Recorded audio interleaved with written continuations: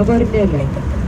Pietuose Biržulio ežeras turi upelę Nakačia, toks keistas pavadinimas. O šiaurėje iš jo išteka viena iš didžiausių Žemaitijos upių Venta ir pradžią pradeda kitas jos intakas Virvytė. Norėčiau priminti jums ir pasakyti, kad šitą ežerą nuolat papildo, mes kai kalbėjome apie vandens apytakos ratą ir aiškinomės, kad ežerų vandenį papildo iš po žemių trykštantis vandens šaltiniai. Taip pat šitas ežeras būtent ir pasipildo vandeniu, kurį jis išgarina, iš požeminių vandens šaltinių. Vasarą šitas ežeras labai nusenka, tai yra pasidaro nebegilus ir labai pasidaro nešvarus vanduo. O taip yra todėl, kad šitas ežeras yra labai molingas, o kadangi ten labai daug auga pakrantėse įvairių augalų, veisiasi įvairūs dumbliai, todėl ir tą ežero vandenyje sutinkama įvairiausių fitoplanktono dalelių. Fitoplanktonas tai yra labai maži, plika akimi, sunkiai matomų dalelių gyviai. Šitas ežeras taip pat turi seną salą ir ji vadinasi Duonkalnis. Ir manoma, kad kažkada ta vietovė buvo labai apgyvendinta. Šiuolaikiniai archeologai atlikdami kasinėjimus yra radę šitoje Biržulio saloje, Duonkalnyje, Duonos kalnas, irgi labai gražus pavadinimas, yra atradę Žynio kapą. Iš ko jie nusprendė, kad čia yra Žynio kapas? Žynio akiduobės buvo uždengtos amuletais, kad nebūtų jokio sąlyčio su gyvųjų pasauliu, kad gyvieji turėdami blogų įpročių nesugalvotų paveikti Žynio. Biržulis, kaip minėjau, yra labai apgyvendintas tiek paukščių, tiek žuvų. Ir norėčiau pasakyti jums, kad būtent šito ežero pakrantėse galime sutikti net 169 paukščių rūšis. Jau pakalbėjome apie 2 ežerus – Servą ir Biržulį, dar kitaip vadinama Biržuliu. Jeigu pažiūrėstumėme nuo Luksto, nuo Varnių pilkapių į apačią, dar pastebėtumėme telkšantį kitą ežerą, tai yra Servas. Užsirašykite šitą pavadinimą. Tai yra nedidelis ežeras. Jo ilgis būtų beveik 2 kilometrai, o plotis apie 1 kilometrą. Šitas ežerėlis yra, negalėčiau sakyti ežerėlis, šitas ežeras yra seklus. Gal galite vienas kitam paaiškinti, ką reiškia sąvokas seklus? Stervas.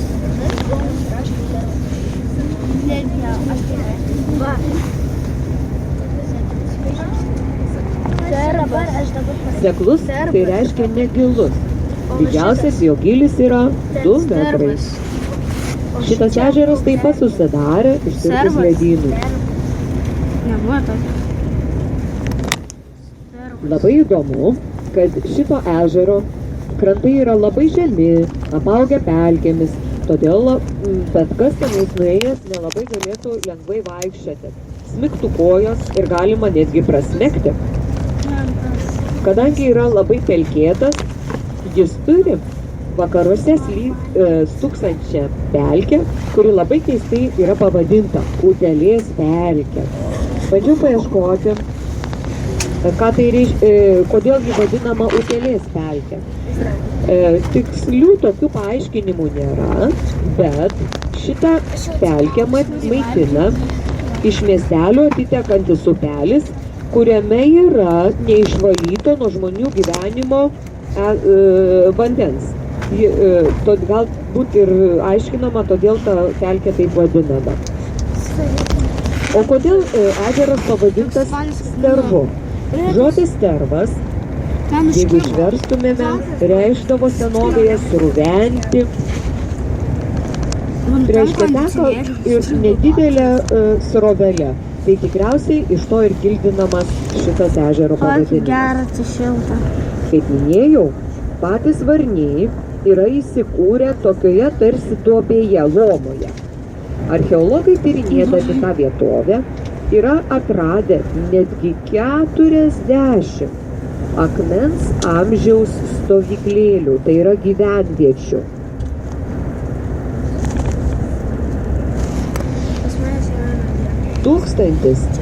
Apie 1300 metus prie Varnelės upės dešiniajame jos krante, norėčiau, kad jūs pasižymėtumėt būtent, kad Varnelės dešiniajame krante buvo įsikūrusi medininkų gyvenvietė.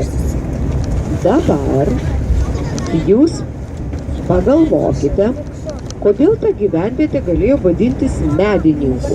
Dėl kokių priežasčių? Pasitelkite priežasties, bet savo užduotį atlikite mintyse. Su draugu padiskutuokite, prisiminkite priežasties pasekmės mąstymo žemėlapį, mąstymo įrankį ir įvardinkite bent 2 priežastis, kodėl šita gyvenvietė galėjo vadintis medininkais. Atsiprašau.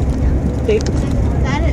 Kad kirto visada medžius, gal ir viską darė. Bet jūs, Antanai, dabar nesakyk garsiai, poroje su draugu. Darbas poroje.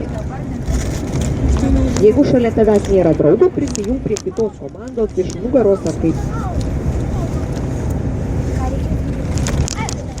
Ar visi jau įvardijote 2 priežastis? Ar kiekviena grupelė turite 2 priežastis? Gerai, kalbėkime toliau.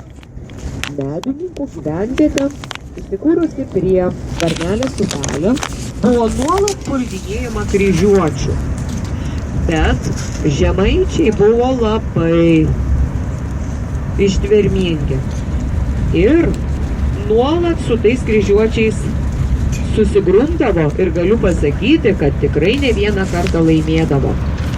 Įžymus mūsų krašto veikėjas Motiejus Valančius savo raštuose yra rašęs šitaip. Kryžiuočiai čia patyrė ne vieną pralaimėjimą. Žemaičiai su jais elgdavosi be nuolaidos. Jų riterius, vadus paimdavo į nelaisvę ir sudegindavo savo dievų garbei. Dabar jūs turėtumėte po šitos dalies, nes jau kalbėjau tikrai daugiau negu 15 minučių ir jūs jau nebesugebate susikaupti, jums skiriu šitokią užduotį. Užsirašykite pirmas ir išvardinkite bent 5 ją pačią užsirašydami. 1, 2, 3, 4, 5. Darbas poroje, primenu.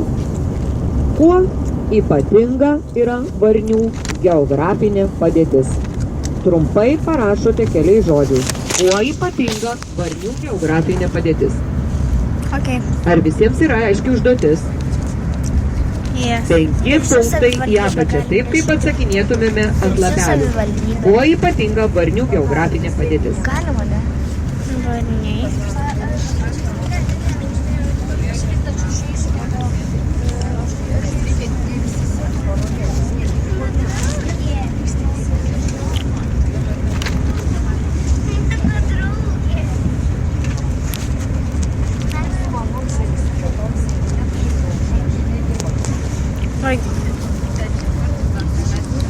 Per miestą teka.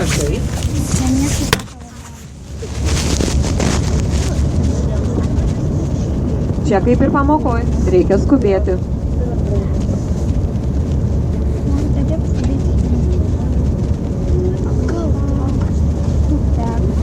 Gal kas galėtų priimti Austėją, nes ji nori dirbti poroje. Ir Nikolė yra. Čia yra vietos priekyje. Galite ateiti, o paskui, kai reikės išeiti.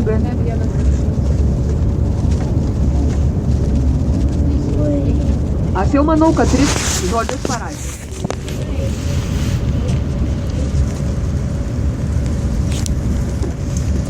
Antanas jau 3 žodžiai parašė. Rašome 4 punktą.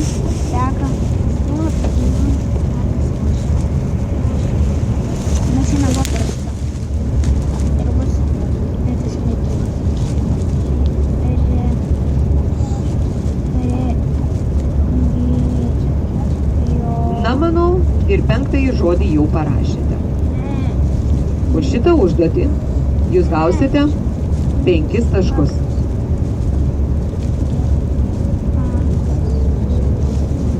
Verčiame naują lapą. Pradėsime mūsų pamokėlės antrąją temą. Ji tikslas bus išsiaiškinti, o kaip Varniuose atsirado miestas. Dar kartą pakartoju.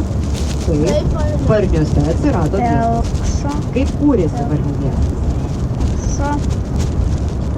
Mes jau sužinojome, kad Varnių dešiniojoje upelės pusėje buvo įsikūrusi medininkų gyvenvietė. Ir tai įvyko apie 1300 metus. Praėjus 100 metų, apie 1400 metus, Lietuvos didysis kunigaikštis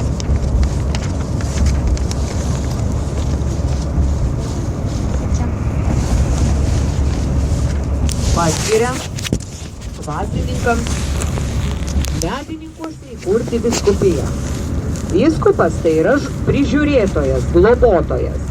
Ir tai yra krikščionių dvasininkas, kuris turi truputį kitokius įšventinimus, tai yra aukštesnio laipsnio įšventinimus. Ir jis prižiūri to regiono visas religinės bendruomenės, krikščioniškasias. Kai tik medininkuose buvo įkurta vyskupija, jūs galėtumėte čia pasitelkti sekos mąstymo žemėlapį, tiesiog užsirašyti dabar, kad medininkuose įkuriama vyskupija.